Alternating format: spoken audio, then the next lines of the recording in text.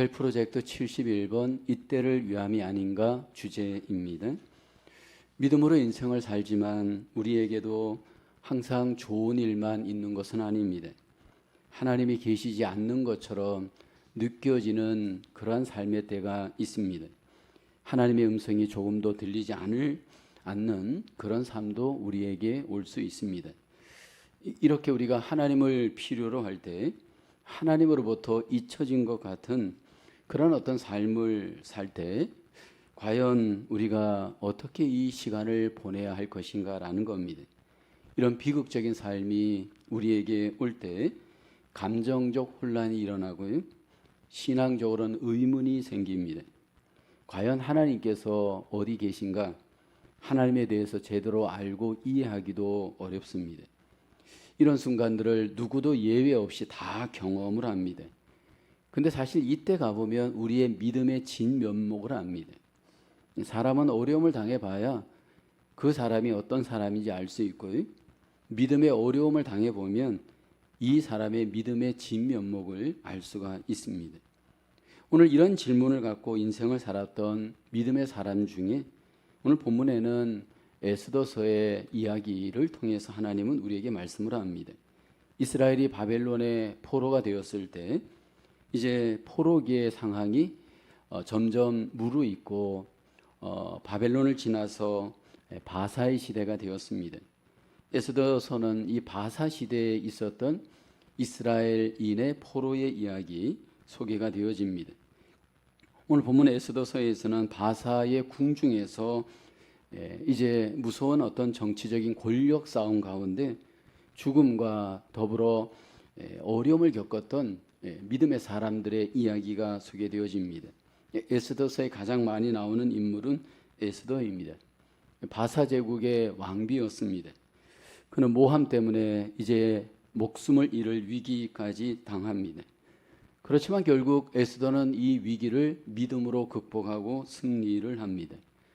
에스더서를 통해서 하나님이 우리에게 보여주시는 가장 중심적인 키는 모든 나라, 모든 역사를 주관하시는 분은 하나님이십니다. 모든 권세가 하나님에게 있습니다. 그리고 하나님께서는 모든 주권자로서 사랑과 역사를 움직이시지만 우리 인간에게 반드시 요구하는 책임이 있습니다. 하나님의 주권은 반드시 인간의 분명한 책임을 요구합니다. 어떤 환경에 있더라도 어떤 조건, 어떤 위험에 있더라도 하나님은 그 주권을 갖고 일을 하실 때 용기 있게 믿음으로 순종하는 사람을 통해 그 주권을 이 땅에서 이루어갑니다. 그래서 그 사람이 정말로 주권을 따르고 주권을 인정하는 사람인가 위험한 정황에 가보면 알 수 있고요. 위험한 정황에서 순종하는 것을 보면 알 수가 있습니다. 에스더서에서는 하나님의 주권을 우리에게 보여주고 정말 그 조건을 인정하는 사람들, 믿음의 사람, 순종하는 사람들의 이야기를 우리에게 보여줍니다. 첫째로 하나님이 숨어 버리신 것처럼 느껴질 때에도 하나님을 구하셔야 합니다. 에스더서 4장 1절을 보면 모르드게가 이 모든 일을 알고 자기의 옷을 찢고 굵은 베옷을 입고 죄를 뒤집어 쓰고 성중에 나가서 대성통곡하며 라고 하죠. 에스더서 4장 3절에도 왕의 명령과 조서가 각 지방에 이름에 유다인이 크게 애통하여 금식하며 울며 부르짖고 굵은 베옷을 입고 죄에 누운 자가 무수하더라. 지금 졸지에 바사에 있는 유대인들 에스더를 통한 또 여기 모르드게를 통한 그 어떤 위험한 정황이 소개됩니다. 북이스라엘이 아수르에 의해서 망하였고 남유다가 바벨론에 의해서 망하였습니다. 그리고 그 바벨론은 BC 536년경에 바사에 의해서 망하게 됩니다. 지금 에스더서의 상황은 바사 나라의 포로 정황 속에 있었던 상황입니다.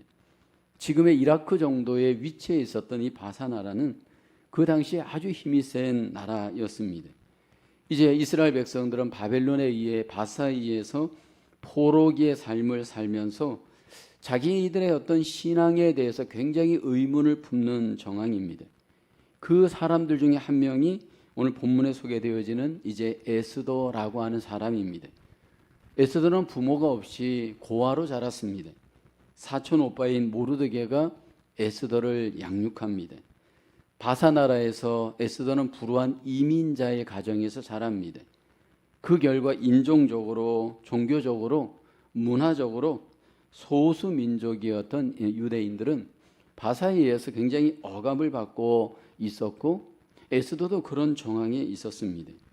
그 당시에 유대인들은 바사 나라의 포로로 있을 때 그 바사 나라의 비우호적인 태도 때문에 유대인의 배경을 가능한 숨기고 지냈습니다.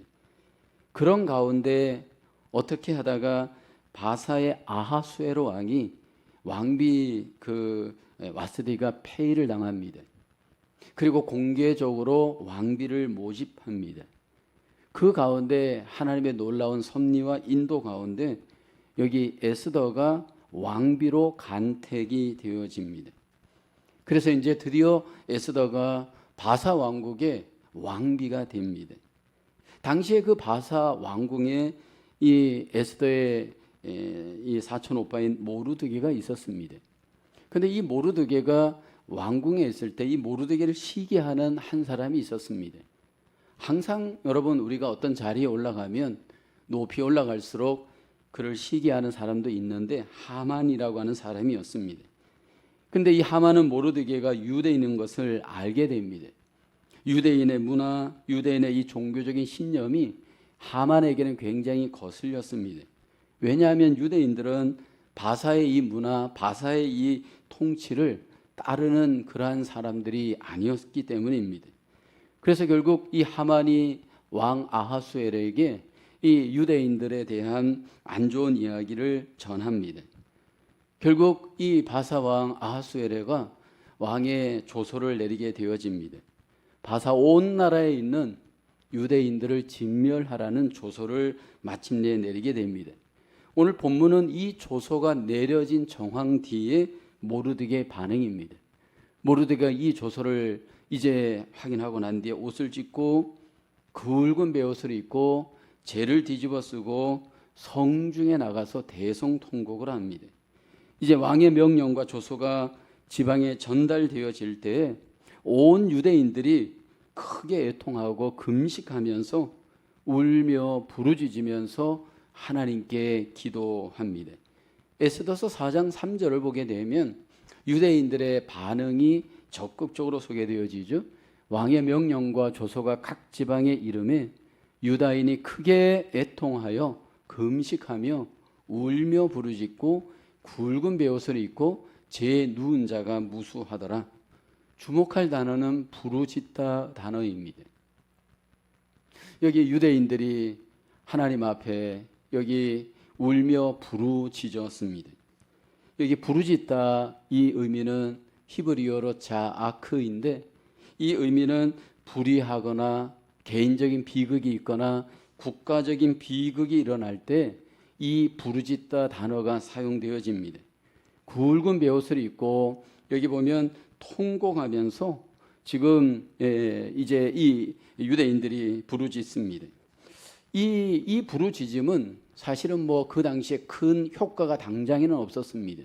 애통하고 부르짖음으로 인해서 하나님의 어떤 당장의 어떤 응답은 없었지만 에스더가 관심을 갖게 되어집니다. 모르드게와 유대인들이 울며 애통하며 부르짖을 때 에스더가 그 내시인 하닥을 통해서 왜 그런지 자초지종을 알아오게 합니다. 사실 이러한 유대인들의 끔찍한 삶의 어려움, 정황은 오늘 우리에게도 때로 찾아옵니다. 믿음의 삶을 살아가는데 현재의 삶 속에서 이런 낙심과 절망의 정황이 우리에게 찾아옵니다. 그때 과연 하나님은 어디 계실까? 우리는 질문하게 되어지는데 여전히 하나님은 거기에 계십니다.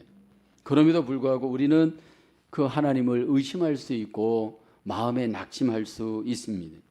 모르드게와 유대인들은 이렇게 힘든 정황에서 하나님께서 그들에게 당장 역사하진 않았지만 아무런 기적도 없었지만 하나님께 기도하면서 자신들의 문제를 하나님께 맡기며 나아가고 있습니다. 모르드게와 유대인들을 통해서 우리가 먼저 함께 돌아봐야 할 것은 삶의 위험한 정황이 올 때 우리에게 먼저 필요한 것은 바로 하나님 앞에 부르짖어 기도하는 일입니다. 우선 첫째는 애통하며 기도해야 됩니다. 여기 애통이라는 단어가 모르드게에게 적용되어지고 이스라엘 모든 유대인들에게 적용이 되었습니다. 하나님 앞에 기도를 할 때 그냥 기도하지 않고 그들은 애통하면서 기도하였습니다. 여기 애통했다라고 하는 것은 슬픔을 이야기하는데 이게 어떤 슬픔이냐면 심장을 꿰뚫는 슬픔, 뼈를 깎는 아픔의 슬픔, 창자가 끊어질 것 같은 그 아픔의 슬픔입니다.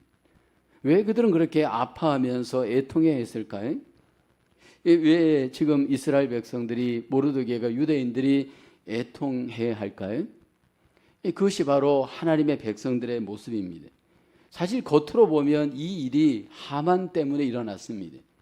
근데 모르드게와 이스라엘은 유대인들은 단지 이 일을 하만 때문에 일어난 것으로 보지 않습니다. 이것은 결국 궁극적으로는 자기들을 돌아볼 수 있는 죄에 대한 애통의 시간을 갖게 합니다. 하만의 시기심 때문에 모함 때문에 이 일이 일어났지만 그들은 이 시간을 자기들의 죄를 돌아보는 애통의 시간으로 하나님 앞에 나옵니다. 이것은 오늘 우리에게 똑같이 적용되어집니다. 어떤 일이 일어나고 어려움이 일어날 때 우리는 빨리 하나님 앞에 우리 자신을 돌아봐야 합니다. 왜냐하면 그 문제 가운데 사실 하만이 그 일을 꾸몄지만 그 일 배후에 하나님의 놀라운 뜻이 있을 수 있습니다. 나는 아무 잘못이 없고 나는 아무 문제가 없는 것 같습니다. 그러나 돌아봐야 될 것은 여전히 우리 자신입니다. 이스라엘의 죄를 돌아보고 자기들을 돌아보면서 그들은 하나님 앞에 애통하면서 기도했습니다. 이것이 오늘 우리들의 아름다운 적용이 되어야 할 줄로 믿습니다. 그 다음은 부르짖어 기도했습니다. 성경에서는 항상 기도와 부르짖음이 짝으로 연결되어집니다. 부르짖는 이 기도는 간절한 기도의 표현입니다. 간절함이 있는 곳에 부르짖는 기도가 있습니다. 지금 바사에 포로로 되어 있는 이스라엘 백성들이 사실은 이 일로 인해서 부르짖는 기도의 기회가 되었습니다. 오랜 포로 시간 동안 사실 그들 속에 어떤 간절함, 하나님에 대한 간절함이 없을 수 있었습니다. 어려움을 당하면서 생명의 위협이 오면서 그들은 무감각했던 마음을 하나님께 회개하고 부르짖어 하나님을 찾는 기회가 되었습니다. 많은 경우에 우리가 일상의 삶을 살다 보면 부르짖음에 대한 단어가 적용이 되기 어려운 경우가 많습니다. 간절함이 점점 소멸되는 경우가 많습니다. 왜냐하면 삶에 대한 간절한 문제가 없기 때문입니다. 생명의 위협이 되는 어려움들을 우리가 별로 만나지 않기 때문입니다. 근데 이 일로 인해서 이스라엘이 간절하게 하나님을 찾는 기회가 되었습니다. 오늘 우리의 삶을 돌아볼 때 우리가 위험이 오고 어려움이 올 때 어쩌면 나를 하나님 앞에 돌아오게 하는 간절함의 기회, 기도의 시간으로 우리가 잘 적용해야 할 줄로 믿습니다. 이런 정황에서 만약 잘못된 인간의 생각, 인간의 감정을 앞세운다면 어떻게 될까요? 하나님이 과연 어디 계신가? 하나님 우리를 버리신 것은 아닌가? 만약 그런 부정적인 감정과 생각을 갖는다면 결국 그것은 어리석은 일이었을 겁니다. 유대인과 모르드게는 이렇게 어려움을 겪으면서 오히려 그 때를 애통해하면서 부르짖어 하나님 앞에 나가는 기도의 시간으로 삼았습니다. 첫 번째 나누는 질문입니다. 주님이 안 계신 것처럼 보이는 상황에서도 하나님의 백성이 하나님을 찾고 있음을 보여주는 징후는 무엇입니까? 여기 모르드게와 유대인들이 지금 하만으로 인해서 위기를 만나고 생명을 잃어버리는 것 같은 그런 어떤 정황에서 하나님은 어떠한 개입도 하지 않습니다. 그런 정황에서 유대 이스라엘 백성들 모르드게가 하나님을 찾고 있습니다. 그 하나님을 찾고 있는 징후가 뭐냐면 바로 기도하는 것이었습니다. 우리가 하나님 앞에 어려움을 당할 때 하나님이 없는 것 같은 그 자리에서 나는 하나님을 기도로 찾고 있는가? 우리를 한번 돌아보기를 원합니다. 하나님 앞에 애통해하면서 부르짖어 기도할 때 하나님의 놀라운 개입을 우리가 인생 속에 경험하게 될 줄로 믿습니다. 두 번째로 하나님의 주권적 계획에 나의 역할도 있음을 아십시오. 에스더 4장 8절을 보게 되면 또 유다인을 진멸하라고 수상궁에서 내린 조서 초본을 하닥에게 주어 에스더에게 보여 알게 하고 또 그에게 부탁하여 왕에게 나가서 그 앞에서 자기 민족을 위하여 간절히 구하라 하니 모르드게가 에스더에게 자기 백성을 보호하기 위해서 왕비의 지위를 잘 활용할 것을 지금 요구합니다. 여기 이렇게 모르드게가 에스더에게 역할을 맡긴 이유는 하나님께서 계획하고 계심, 자기를 통한 하나님의 계획, 에스더를 통한 하나님의 계획을 이 모르드게가 알고 있었기 때문입니다. 그래서 에스더 4장 13, 14절에 보면 모르드게는 그를 시켜 에스더에게 회답하되 너는 왕궁에 있으니 모든 유다인 중에 홀로 목숨을 건지리라 생각하지 말라. 이때 내가 만일 잠잠하여 말이 없으면 유다인은 다른 데로 말미암아 노임과 구원을 얻으려니와 너와 내 아버지 집은 멸망하리라. 내가 왕후의 자리를 얻은 것이 이때를 위함이 아닌지 누가 알겠느냐 하니, 사실 이 에스더서 성경 배후에는 하나님의 주권, 하나님의 계획이 소개되어집니다. 하나님께서 하나님 백성을 위해 역사하시는 하나님의 놀라운 주권이 에스더서 배후에 사실 소개가 되어집니다. 사실 하나님께서 주권을 갖고 자기 백성들을 통치해 가실 때 그 하나님의 주권을 어떻게 우리에게 알려주실까? 하나님의 그 주권적인 목적을 어떻게 하나님이 실현시킬까? 성경 전반에 흐르는 가장 키포인트는 하나님이 그 주권과 목적을 사람을 통해서 이루어 가신다라는 겁니다. 하나님의 주권을 선택된 사람을 통해 목적을 이루시고 선택된 사람을 통해 하나님이 그 주권을 나타내십니다. 근데 여기 오늘 본문을 보게 되면 에스더서 겉의 이야기는 두 사람의 싸움 이야기입니다. 한 사람은 하만이고 한 사람은 모르드게입니다. 이들이 서로 정권을 위해서, 권력을 위해서 싸우는 이야기처럼 보입니다. 실제로 맞습니다. 이 두 사람이 사실은 왕궁에서 세력 다툼을 지금 벌이고 있는 내용입니다. 근데 이 두 사람이 세력 다툼을 벌이고 있는 것을 만약 인간적 관점에서 보면 그렇게만 보일 수 있습니다.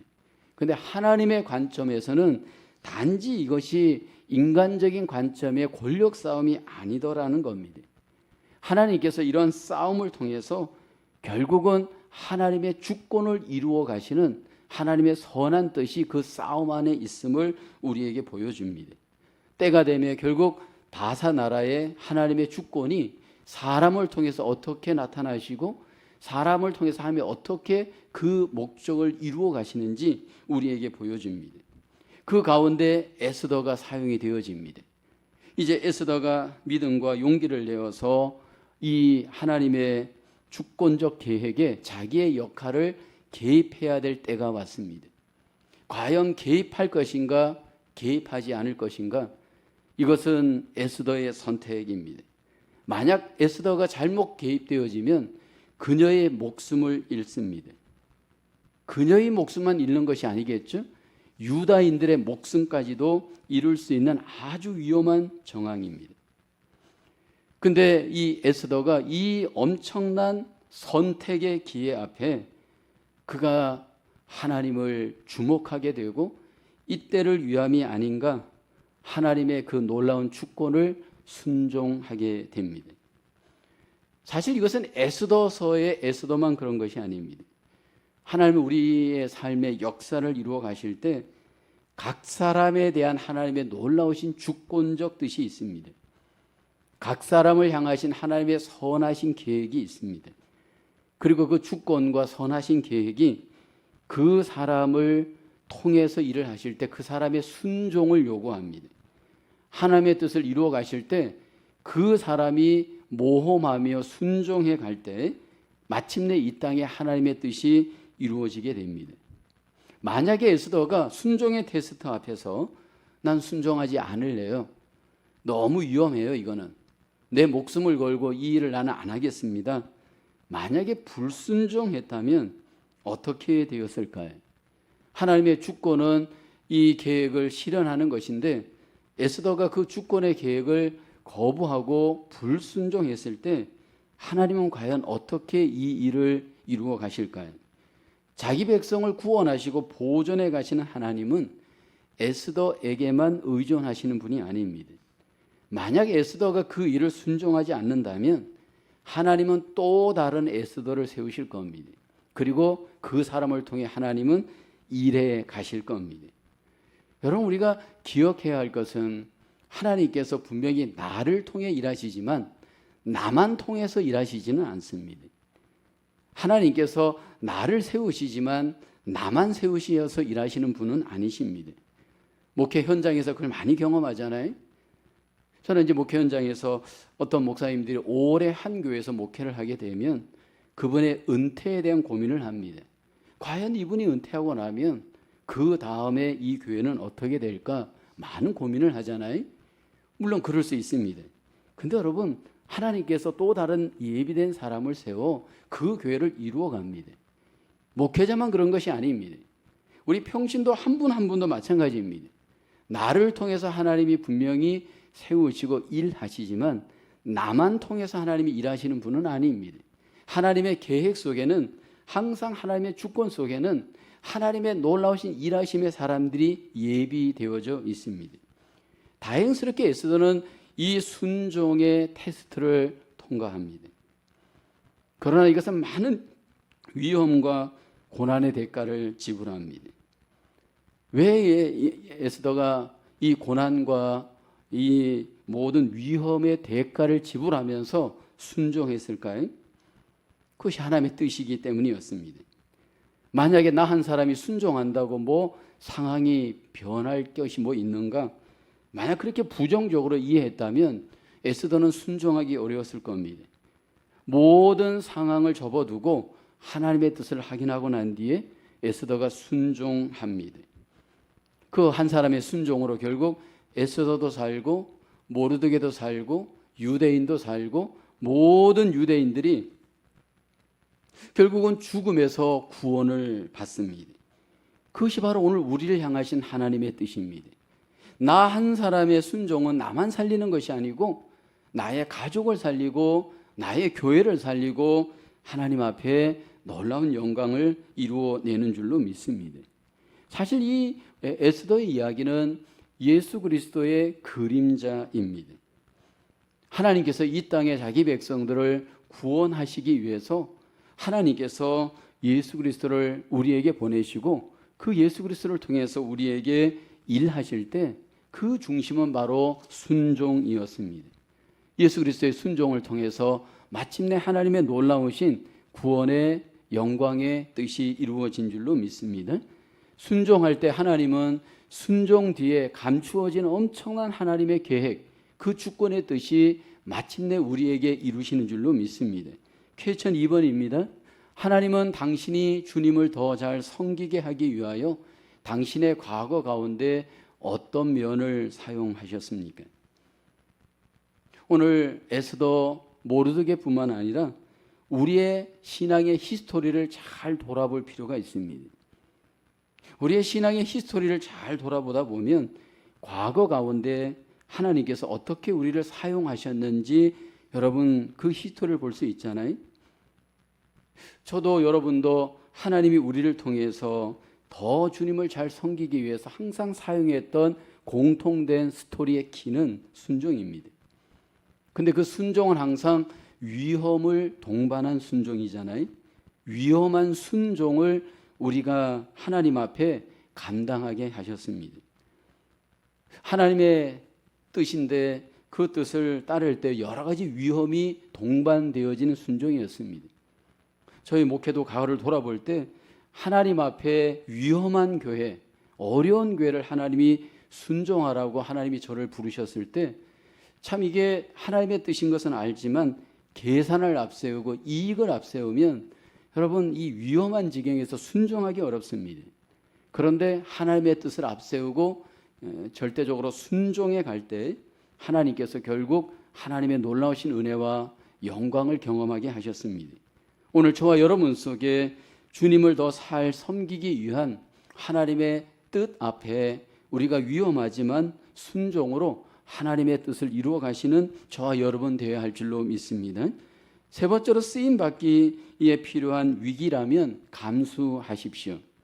에스더서 4장 16절에 당신은 가서 수산에 있는 유다인을 다 모으고 나를 위하여 금식하되 밤낮 3일을 먹지도 말고 마시지도 마소서. 나도 나의 시녀와 더불어 이렇게 금식한 후에 규례를 어기고 왕에게 나아가리니 죽으면 죽으리다 하니라. 에스더는 자기 백성 유대인을 위해서 여기에 위험을 감수합니다. 죽으면 죽으리다 고백을 합니다. 사실 이때 에스더의 나이는 나이가 많은 여자가 아닙니다. 어린 사실은 나이입니다. 근데 이 일을 위해서 그는 기꺼이 위기를 감수하며 하나님 앞에 자기를 드립니다. 만약에 에스더가 나 못하겠습니다, 안 하겠습니다, 그렇게 고백해도 누가 에스더를 뭐라 할 사람은 없습니다. 왜냐하면 이게 에스더 때문에 이 일이 이루어진 것은 아닙니다.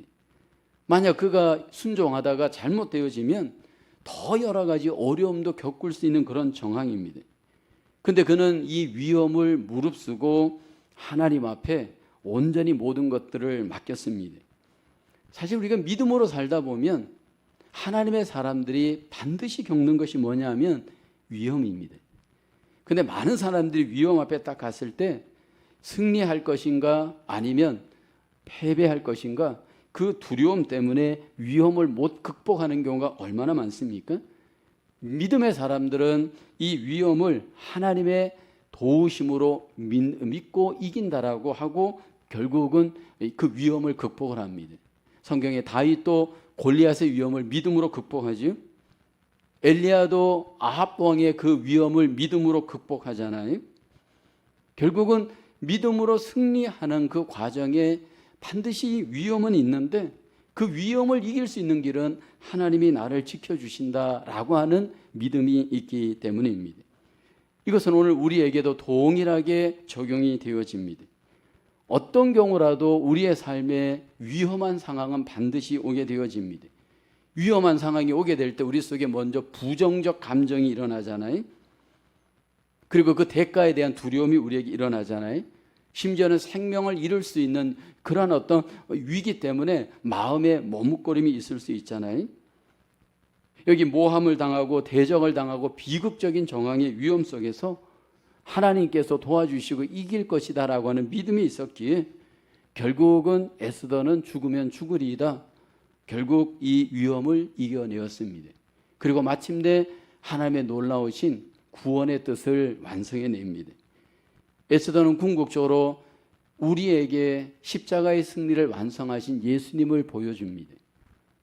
예수님이 십자가를 순종해 가는 길은 위험한 길이었잖아요. 예수님이 십자가를 순종해 갈 때 그 십자가는 정말 억울한 십자가였고 정말로 어떻게 보면 상처의 십자가였습니다. 그런데 주님께서 묵묵히 그 십자가 길을 가신 이유가 뭘까요? 그 십자가에 주님의 하나님의 뜻 구원이 있었기 때문입니다. 예수님께서 이 땅에서 십자가에 못 박힐 때 예수님이 정당하게 십자가에 못 박히지 않았잖아요. 로마의 죄인 유대인의 왕으로서 못 박혔고 유대인들의 죄인 참남죄로 못 박혔습니다. 예수님의 입장에서는 굉장히 억울합니다. 그러나 억울하며 호소하지 않고 예수님은 하나님의 뜻대로 십자가의 그 위험에 동참을 하십니다. 그 거룩한 뜻에 동참함으로 마침내 놀라운 하나님의 뜻이, 영광이 주님을 통해서 나타나게 되었습니다.